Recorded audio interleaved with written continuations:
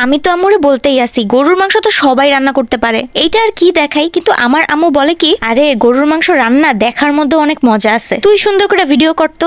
আর এমনিতেও আমরা কয়দিন আগে চিকেনের কতগুলো রেসিপি দিছিলাম, তখন সবাই বলতেছিল আপু বিফের রেসিপি দাও। তো এই যে এখন থেকে শুরু হইব আমাদের বিফের রেসিপি দেয়া। প্রথম রেসিপিটা ঈদের দিনের মাংস রান্নাটাই দেখাই দিতেছি। আমার আম্মু বিফ রান্না করা একটা সিক্রেট মশলা দিয়ে, যেটা দিয়া এত বেশি মজা হয়ে যায় গরুর মাংসের তরকারিটা, আপনারা কিন্তু দেখবেন। এইখানে তো নর্মাল ঘরের মশলাগুলো দিয়ে মাংসটা মাখায় নিল, ওই যে হলুদ গুঁড়া, মরিচ গুঁড়া, ধনিয়া গুঁড়া বেশি বেশি করে দিচ্ছে, তারপর লবণ দিছে, আর সাথে খাবারের তেল দিয়ে ভালো মতো মাখায় নিতেছে। মাখানোর সিনটা কিন্তু আমার খুবই পছন্দ। আর এই যে মাখানোর পরে লুকটাও কিন্তু খুব সুন্দর আসছে। এখানে অনেকগুলো পেঁয়াজ কুচি দিছে, আদা রসুন বাটাও দিছে। আর এবার সিক্রেট মশলাটা বানাচ্ছে। এক্স্যাক্টলি সিক্রেট মশলা না, তেলের মধ্যে কতগুলো মেথি দানা দিয়ে দিল, আর এবার গরম মশলা দিয়ে দিল।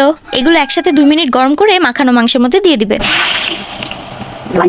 দেখলেন কেমন সুন্দর বাগারের মতো একটা কাজ করলো। আর এবার ঢেকে রেখে দিছে, একদম ফ্লেভারটা ঢুকে গেছে মাংসের গায়ে গায়ে আমাদের এই মশলাটার ফ্লেভার। স্পেশালি মেথি দেওয়ার কারণে আপনার গরুর মাংসের তরকারিটা একদম অন্য লেভেলের মজা হয়ে যাবে। আর এবার কিছুক্ষণ নেড়ে ছেড়ে আবার ঢাকা দিয়ে রেখে দিবে। এইভাবেই কতক্ষণ রান্না করতে থাকবে। আম্মুর এইভাবে রান্না করা মাংসটা আমরা সবাই এত বেশি পছন্দ করি। আপনারা কি এই টেকনিকে রান্না করেছেন? আর এই তো দেখেন কতক্ষণ জাল করার পরে কি সুন্দর একটা লুক আসছে আমাদের গরুর মাংসের। আগেও বলছিলাম গরুর মাংস রান্না করা সবাই জানে, আমিও হয়তো রান্না করতে গেলে আমিও পাইরা যাব, কিন্তু আমি কখনো যদিও রান্না করি নাই। তো মোট কথা সবাই কম বেশি গরুর মাংস রান্না পারে, কিন্তু এই ট্রিক্সটা ফলো করে একবার রান্না করবেন, আপনি ফ্যান হয়ে যাবেন। এত বেশি মজা লাগে, এত বেশি ফ্লেভারফুল মনে হয়। আর লাস্টের দিকে তো কোনো কাজই নাই, জাস্ট বেশি বেশি করে জাল দিলেই হবে, যাতে টেস্টটা আরো বেশি বাড়তে থাকে। লাস্টের দিক দিয়ে শুধু এই একটা এক্সট্রা মশলা দেয়, সেটা হচ্ছে গরম মশলা গুঁড়া। এইটা আম্মু প্রায় সব ধরনের তরকারিতেই লাস্টের দিক দিয়ে দেয়, মানে মাংসের যে কোনো তরকারি রান্না করলেই মাংস নামানোর আগ মুহূর্তেই গরম মশলা পাউডারটা দেয়, যার জন্য তরকারিটা এত বেশি ঝাল ঝাল লাগে। আমার তো অনেক বেশি মজা লাগে এমনি করে খাইতে। আর এই তো এই মুহূর্তে চুলাটা অফ করা ছিল, মাংসের তরকারিটা একদম স্থির হয়ে গেছে, দেখতে কিন্তু অসাধারণ লাগতেছে, একদম ঝাল ঝাল মাংসের তরকারি।